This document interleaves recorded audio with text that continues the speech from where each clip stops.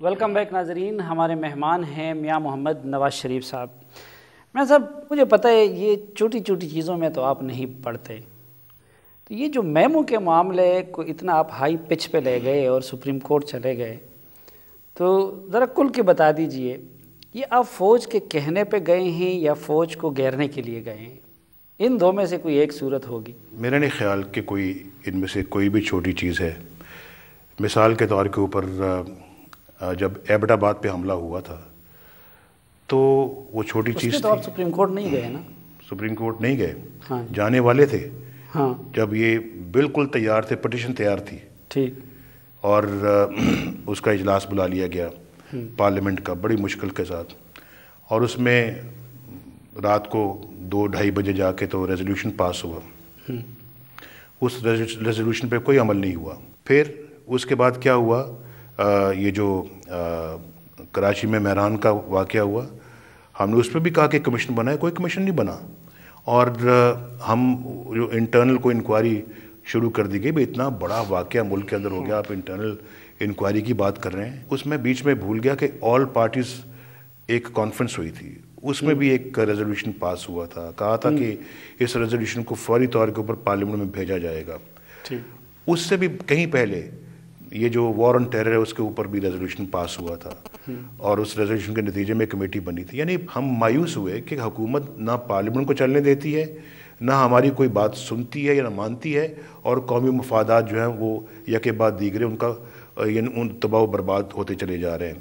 اس لیے اس سب چیز کو دیکھتے ہوئے ہم میمو گیٹ کے اوپر, میں ذاتی طور پہ بڑا دکھی محسوس کر رہا تھا کہ یہ پاکستان کے مفادات کا معاملہ ہے, اور پاکستان کے مفادات اس وقت جو ہیں وہ سٹیک پر ہیں, اور پاکستان کے نیوکلیر ایسٹس کی بات ہو رہی ہے, اور یہ اتنا سیریس معاملہ ہے. تو کم از کم اب ہمیں یعنی کہ جو ریکارڈ ہے اس کا پارلیمنٹ کا, وہ تو کوئی ایسا نہیں ہے. بات کس نے کی تھی؟ ایک مشکوک پاکستانی دشمنی کے لیے مشہور, ہمیشہ سازشیں کرنے والے ایک امریکی منصور اعجاز نے کی تھی نا, اور اس کو آپ نے اتنا سیریس لے لیا. پوری قوم نے سیریس لیا ہے, اور خود میڈیا نے سیریسلی لیا بڑا اس کو. روز کیا کیا خبریں آ رہی تھیں. اس میمو کو آپ پڑھیں, اس میں تو ایسے جیسے کہ قومی خود مختاری کا بھی اور قومی جو ہماری جو اساسیں اس کو بیچنے کی بات ہو رہی ہے. میڈیا تو ہر چیز کو سیریس لے رہی, لیکن آپ تو لیڈر ہیں نا, آپ تو اس طرح کی چیزوں میں نہیں آئیں گے نا. ہم میڈیا والوں اور آپ میں تو فرق ہونا چاہیے. نہیں تو کیا اس کی انکوائری نہیں ہونی چاہیے؟ اگر یہ چیز میرے نالج میں آتی ہے تو کیا اس کے اوپر پھر کوئی انکوائری نہیں ہونی چاہیے؟ اسی انکوائری کی خاطر سپریم کورٹ میں گئے ہیں. میں نے تو نہ میں نے منصور اعجاز کو اس میں مجرم ٹھہرایا ہے, نہ میں نے حقانی صاحب کو, حسین حقانی صاحب کو مجرم ٹھہرایا ہے, نہ آصف علی زرداری صاحب کو مجرم ٹھہرایا. میں نے کہا اس کی ایک انکوائری ہونی چاہیے, حقائق قوم کے سامنے آنے چاہیے. قوم مضطرب ہے. کوئی پاکستان کے نیوکلیر اثاثوں کی بات کر رہا ہے کہ جناب اس کو یہاں سے نکال لیں گے, یا اس پہ یہ قدغن لگنی چاہیے, اور ہم خاموشی کے ساتھ نہیں. میں صاحب اس سے زیادہ مضطرب تو قوم کارگل پہ ہے, اس سے زیادہ مضطرب تو 2 مئی پہ ہے, اس سے زیادہ مضطرب تو مہران پہ ہے, اور آپ خود بتا رہے کہ اس میں سے کسی چیز کا کوئی نتیجہ نہیں نکلا. لیکن کسی پہ بھی آپ اتنے اہتمام کے ساتھ سپریم کورٹ نہیں گئے, اور پھر اتنے ہائی پچ پہ لے جانا, آپ خود بنفس نفیس, آپ کے پارٹی کے کئی لیڈر, تو یعنی ایک اخباری خبر. ہم نے تو ہمارا ٹریک ریکارڈ دیکھیں آپ, ہم نے ان چیزوں پہ کمپرومائز نہیں کیا, اور کمپرومائز کرنا بھی نہیں چاہیے. میں نے ایک ایک کر کے آپ کو گنوایا ہے سارا معاملہ. تو میرا خیال ہے کہ اگر ہم نے یہ فیصلہ کیا کورٹ میں جانے کا تو برا فیصلہ تو نہیں ہے. لیکن اس میں برائی کیا ہے؟ اس کے حقائق تک پہنچنے کے لیے اگر یہ راستہ اختیار کیا تو اس میں برا کیا ہے؟ میرے پاس جب تک ہم نے کون سا گناہ کیا ہے کام کر کے؟ قصوروار کوئی بھی ہے, کوئی چھپے ہوئے چہرے ہیں, ان چہروں کو سامنے آنا چاہیے, چاہے وہ پاکستانی ہے یا وہ غیر پاکستانی ہے. ابھی آپ خود مجھے بتا رہے تھے آپ کے دور میں اسٹیٹ ود ان اسٹیٹ تھی, آپ کو پتہ نہیں تھا, وہ کارگل میں چلے گئے. آپ بتا رہے تھے کہ ابھی بھی آپ کی جماعت کے لوگوں کو توڑا جا رہا ہے. تو اگر اس طرح کے سازشیں کرنے والوں کے خلاف کوئی بندہ کسی جگہ جا کے کمپلینٹ کرتا ہے, تو اس پہ آپ کو اتنا ناراض ہونے کی کیا ضرورت ہے؟ آپ لوگ بھی یہی کمپلینٹ کر رہے ہیں, اس نے ادھر جا کے کر لی. نہیں دیکھیں, بات یہ کہ ہمارے اگر اداروں کو یعنی ان کے اس سازش کے ذریعے سے ان کو کسی اور طاقت کے بیرونی طاقتوں کے ماتحت لانے کی اگر کوشش ہو, یہ کوشش تو پہلے ہو چکی ہے کیری لوگر بل کے تحت بھی. آپ جانتے ہیں کیری لوگر بل کے ساتھ ساتھ کون سی شرائط ساتھ لگائی گئی تھی کہ جناب یہ پیسہ اس وقت دیا جائے گا جب یہ سب کچھ ہو جائے. اس کے بعد پھر ان کو امینڈ کرنا پڑا کیونکہ ہم نے اس پہ سٹینڈ لیا اور وہ سٹینڈ آج تک ہمارا اس بل پہ کور کمانڈرز نے جو رد عمل ظاہر کیا پارلیمنٹ اور حکومت کی رد عمل سے پہلے، آپ کیا سمجھتے ہیں کہ کور کمانڈرز کو یہ اختیار ہونا چاہیے کیری لوگر بل سے متعلق جو ریئیکشن ان کا ہے؟ اگر فوج کا ادارہ ٹارگٹ بنتا ہے تو اگر اس کو ڈسکس کیا جاتا ہے کور کمانڈرز کی میٹنگ میں تو میں اس میں کوئی برائی تو نہیں سمجھتا. لیکن خارجہ پالیسی کا ایک مسئلہ تھا امریکہ کے ساتھ تعلقات کا، انہوں نے پہلے پالیسی دے دی. ہاں میری بات سنیں، اس میں برائی نہیں سمجھتا، لیکن کنوے حکومت کو خاموشی کے ساتھ کیا جانا چاہیے تھا، ایک میڈیا کے ذریعے سے نہیں. یہ میڈیا کے ذریعے سے حکومت کو کنوے کیا گیا ہے جو کہ حکومت کی اتھارٹی کو انڈرمائن کرنے کے مترادف ہے. ٹھیک، اور مجھے اس پہ اعتراض ہے. اچھا، اگر یہ حسین حقانی والا معاملہ سچ ہے، لیکن میں اس پہ آ رہا ہوں نا. اب دیکھیں اس کے ذریعے سے فوج کو قابو کرنے کی کوشش کی گئی نا. اب یہ سیکنڈ اٹیمپٹ ہے. کس نے کی ہے یہ اللہ بہتر جانتا ہے، رپورٹ سامنے آئے گی، پتہ لگ جائے گا. لیکن یہ دوسری اٹیمپٹ ہے کہ فوج کو بھی مغلوب کرنے کی کوشش کی گئی ہے اور ساتھ ہی ساتھ پاکستان کے نیوکلیئر ایسٹس کو بھی ٹارگٹ کیا گیا. لیکن میں صاحب آپ سے قابو نہیں ہو سکی. ابھی آپ خود بتا رہے تھے کہ گیلانی صاحب ان کو قابو نہیں کر سکتے، تو کسی نے تو قابو کرنا ہے نا. تو اگر باہر والا کوئی قابو کر لے. مجھے تو بڑا دکھ ہے میرے بھائی صافی صاحب کہ کیوں نہیں وزیر اعظم نے یہ کام کیا. یہ سب چیزیں واشنگٹن سے لانے کی بجائے، براستہ واشنگٹن آنے کی بجائے ہم اپنے سامنے بیٹھ کے بات کرتے اور جو قانون بنانے تھے، جو آئین میں تبدیلیاں کرنی تھی، لاتے کرتے. اپنے انٹیلیجنس ایجنسیز کو کیسے چلانا تھا اس کا ہمارے موجود ہے، اس میں چارٹر آف ڈیموکریسی میں، میثاق جمہوریت میں سب کچھ لکھا ہوا ہے. اچھا میں صاحب یہ ابھی جو میمو کا جو فیصلہ آپ ایکسپیکٹ کر رہے ہیں، اگر آپ کے درخواست کو منظور کیا جاتا ہے اور سپریم کورٹ کا فیصلہ زرداری صاحب اور اس کے خلاف آ جاتا ہے حسین حقانی کے، اور پولیٹیکل لیڈرشپ غداری کی مرتکب قرار پاتی ہے، تو اس فیصلے پہ آپ خوش ہوں گے یا خفا؟ دیکھیے فیصلہ تو پہلے آنے دیں. پہلے تو یہی فیصلہ تو دور کی بات ہے، یہی ابھی نہیں پتہ لگ سکا یا پتہ لگا کہ کون مجرم ہے کون نہیں ہے اور کس نے کیا کیا ہے، کس کا کیا فعل ہے، کس کا کیا عمل ہے. جب یہ لوگ سامنے آئیں گے تو میرا خیال ہے کہ دودھ کا دودھ پانی کا پانی ہوگا. قوم کو پتہ لگے گا کہ آخر اگر کسی نے سازش کی ہے تو یہ وہ چہرے نہیں. لیکن اگر سیاسی قیادت اس طرح کی چیز کی مرتکب قرار پاتی ہونا ہے نہیں چاہیے. سیاسی قیادت کو ایسی چیزوں کا مرتکب نہیں ہونا چاہیے.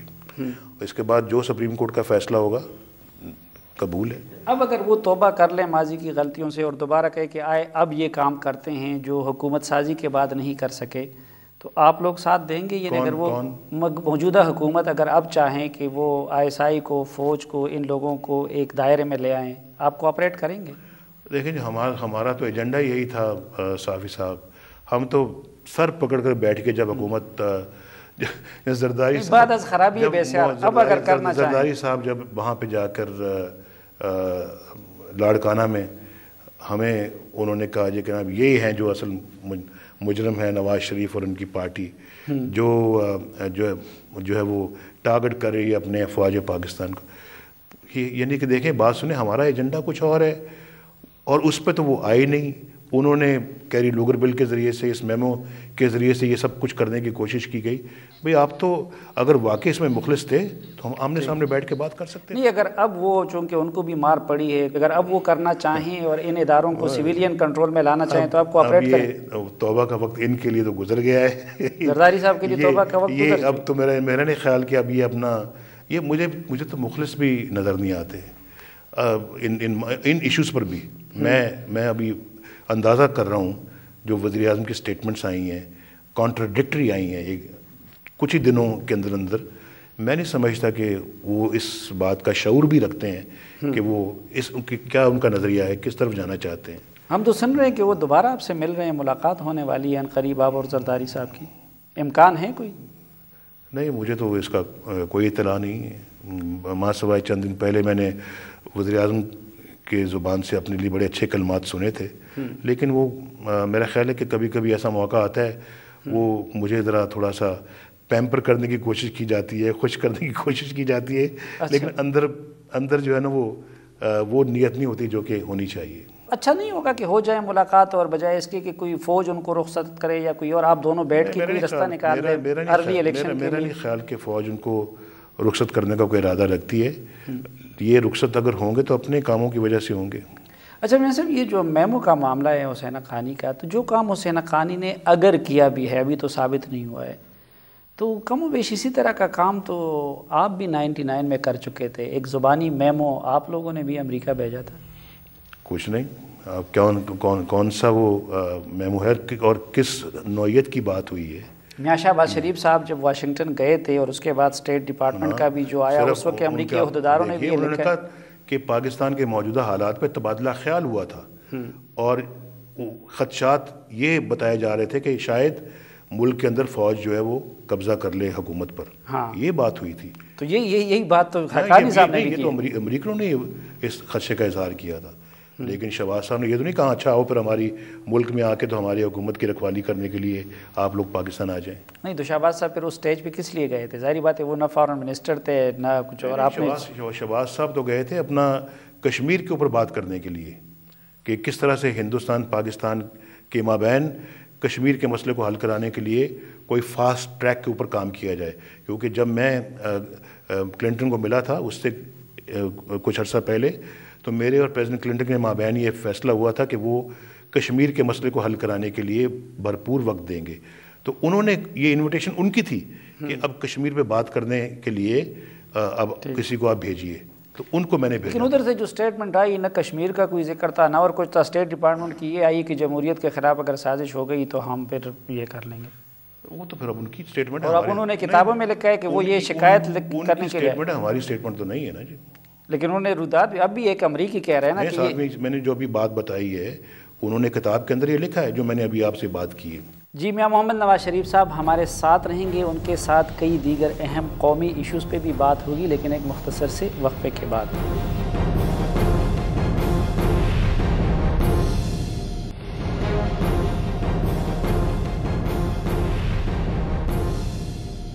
ویلکم بیک ناظرین، ہمارے آج کے جرگے کے مہمان ہیں میاں محمد نواز شریف صاحب۔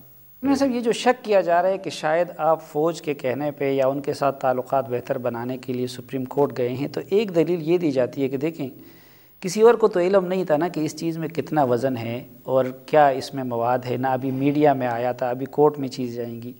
ایک DGI کے پاس وہ سارے شواہد تھے اور ملٹری قیادت اس چیز کو سیریس لے رہی تھی اور ان کے پاس وہ تھے، تو لوگ کہتے ہیں انہوں نے آپ کے ساتھ یہ چیزیں شیئر کی تھی اس لیے آپ نے اس کو سنجیدہ لے لیا۔ یہ تو آپ کہہ رہے ہیں نا، میں 10-12 سال کی جدوجہد کے بعد کیا یہی کام کروں گا؟ میں نے تو اس وقت جب میں پرائم منسٹر تھا میں اس وقت بھی ان چیزوں کے خلاف تھا، میں سٹینڈ لیتا تھا اور جو حق قانون آئین کی بات ہوتی تھی میں نے ہمیشہ سٹینڈ لیا، اور پھر جب جہانگیر کرامت صاحب نے ایسی بات کی میں نے سٹینڈ لیا، اس وقت نہیں کمپرومائز کیا۔ تو میں اب اتنی سزا بھگتنے کے بعد آپ یہ مجھ سے توقع کرتے ہیں کہ میں ان چیزوں پہ جو ہے وہ کوئی سفارش قبول کروں گا یا کوئی سازش کروں گا یا کوئی ان کے ساتھ مل کے بیٹھ کے کوئی میں پروگرام بناؤں گا؟ صافی صاحب کم از کم اتنا تو نہیں میں تو شک نہ کریں مجھ میں شک نہیں کروں گا۔ اس سے آگے پیچھے کوئی فوجی یا ISI کے کسی عہدیدار سے آپ کی ملاقات ہوئی ہے؟ میں آج تک کبھی موجودہ DGI سے نہیں ملا، اور سابقہ DGI جو تھے ان کے پریڈیسیسر جو تھے انہوں نے مجھ سے ملنے کی بڑی کوشش کی۔ اچھا، لیکن میں نے کہا، اور مشرف کے زمانے میں بھی بڑی کوشش کی، سعودی عرب میں بڑی کوشش کی، کہ میں جدہ آ کے آپ سے ملنا چاہتا ہوں، میرے سے مل کے کیا ان کے کسی نمائندے سے بھی نہیں؟ کسی سے نہیں ہوئی۔ اور یہ ایک اسلام آباد میں یہ افواہ بڑی گرم ہے کہ جی خود مشرف آنے کے لیے تیار تھے کہ جی میں آ جاتا ہوں عمرہ کے بہانے آ جاتا ہوں رمضان شریف کے مہینے میں، تو مکہ مکرمہ میں مجھے ملنے۔ میں نے کہا اسلام آباد میں یہ مجھے آپ سے نہ کچھ مانگنا ہے نہ کچھ دینا ہے نہ کچھ لینا ہے، مجھے آپ سے ملنے کی کوئی ضرورت نہیں ہے۔ تو دیکھیں نا، ایک اصول بنا چکا ہوں میں اب اس اصول پہ کمپرومائز یا پیچھے ہٹنا جو ہے یہ اب میرا شیوا نہیں ہے. اسلام آباد میں یہ افواہ بہت گرم ہے اور یہ حکومتی سرکل پہ لا رہے ہیں کہ جی ایک اعلیٰ عدالتی شخصیت سے میاں صاحب کی خفیہ میٹنگ ہوئی تھی اور اس کی ویڈیو بنی ہے اور مری میں ہوئی تھی. اس دوران آپ کی کسی عدالتی شخصیت سے میٹنگ ہوئی؟ چیف جسٹس کا کہہ رہے ہیں. چیف جسٹس صاحب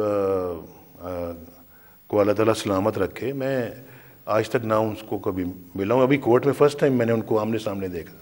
اچھا.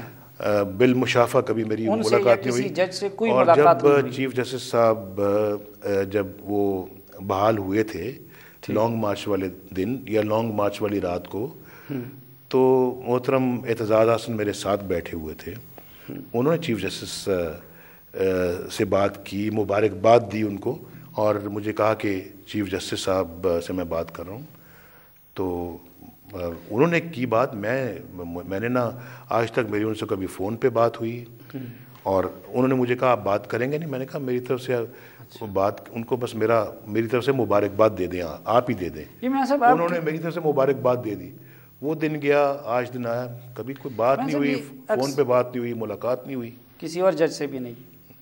اچھا, یہ آپ کے اکثر حامی جو ہے اس دوران خوش ہو رہے تھے کہ انشاءاللہ پھر جو ہے میاں صاحب اور فوج کی صلح ہو رہی ہے تو اقتدار کے چانسز آ گئے ہیں. آپ نے تو ابھی جو بات کہی تو اس سے تو لگتا ہے کہ معاملات اسی طرح بگڑے ہوئے. فوج سے میری کوئی لڑائی نہیں ہے, اور میں کسی قسم کے مزاحمت کے حق میں نہیں ہوں. میں کسی قسم کے کانفرنٹیشن کے حق میں, نہ کسی قسم کے تصادم کے حق میں نہیں ہوں. اور میں سمجھتا ہوں کہ فوج اور فوجی لیڈرشپ کو اپنا کام کرنا چاہیے, اپنے پروفیشنل ذمہ داریوں پہ توجہ دینی چاہیے, اس کے اندر وہ آگے بڑھیں. میں 100% ان کے ساتھ ہوں, لیکن کسی قسم کی انٹرفیرنس جو ہے, مداخلت جو ہے, وہ سیاسی معاملات میں نہیں ہونی چاہیے. یہ چیپٹر ہمیشہ کے لیے بند ہو جانا چاہیے. اور پھر ہم تو, اور میں چاہتا ہوں کہ فوج کا بلکہ بجٹ بھی قومی اسمبلی پارلیمنٹ پاس کرے. ان کے جو ISI ہے, دوسری جو ایجنسیاں ہیں خفیہ, ان کے بھی بجٹس پارلیمنٹ جو ہے وہ پاس کیا. اس طرح کی باتیں آپ کریں گے تو وہ کب پھر آپ سے خوش ہو سکتے ہیں؟ نہیں, میں تو سمجھتا ہوں کہ یہ جائز باتیں ہیں. یہ ہر مہذب ملک میں ایسا ہوتا ہے. یہ ایک نہ ایک دن پاکستان میں ایسا ہونا ہے. آج ہو جائے تو اچھا ہے. میں دل سے کہہ رہا ہوں, پیار سے کہہ رہا ہوں, محبت سے کہہ رہا ہوں یہ باتیں. میں کسی غصے میں نہیں کہہ رہا یہ باتیں. پھر اس کا مطلب تو یہ ہونا چاہیے. آپ تیسری مرتبہ وزیر اعظم نہیں بننا چاہتے ہیں؟ نہیں, میں اپنا یہ کسی ایسی کسی مدد کے ذریعے سے, مجھے آپ یہ بتائیں کہ کیا مجھے صرف اب اقتدار کا شوق ہے؟ کیا میں اقتدار کا ہی صرف گاہک ہوں؟ بھائی مجھے پاکستان اپنے ذات کے اقتدار سے کہیں زیادہ عزیز ہے. پاکستان کی بات کر رہا ہوں. میرا اقتدار تو کوئی معنی نہیں رکھتا. سنیں, یہ کام ہو جائیں, میں اقتدار کے بغیر خوش ہوں, لیکن کام اب قانون اور آئین کے مطابق ہونے چاہیے. اس پہ کوئی کمپرومائز نہیں ہے, نہ آج ہے, نہ کل ہے, نہ کبھی ہوگا. اور میں یہ بات کرتا ہوں اور پھر آپ مجھے پوچھتے ہیں کہ آپ کیا فوج کے ساتھ مل کے آپ نے یہ میمو والا معاملہ سپریم کورٹ میں لے کے جو شہباز شریف صاحب اور چودھری نثار صاحب اتنی ملاقاتیں انہوں نے کر لی, اس کا کوئی مثبت نتیجہ نہیں نکلا. 6 ملاقاتیں وہ ابھی تک کر چکے ہیں آرمی چیف اور ان کے ساتھ میثاق جمہوریت کی مخالفت میں. نہیں کر چکے ہیں.